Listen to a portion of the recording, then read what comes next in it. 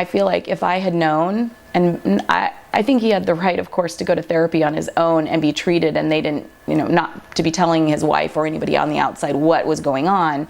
But I think that family, particularly family who's living at home with these individuals that are being treated for PTSD, have the right to know that they have PTSD, what that really means, and what the risks are.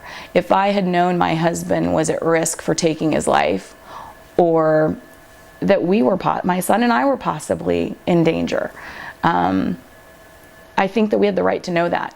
And I think that if they miss appointments, because that's a common theme as well that I've learned with my husband's situation, when I called and spoke to the VA and said, what are you talking about? I don't understand. He said he was going every week.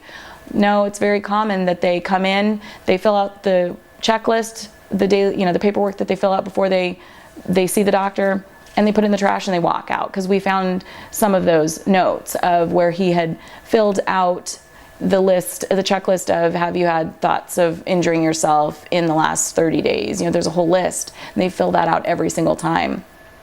We found that in his paperwork here. So he didn't go that day. If they had called me and said, Russell's not showing up for his appointments. The other thing that my husband did is he entered into a study test, and it was him trying, feeling like what he was doing wasn't working, so he was kind of grasping for anything that might help. I think that we have the right to know if they're not going and they're not taking their medication.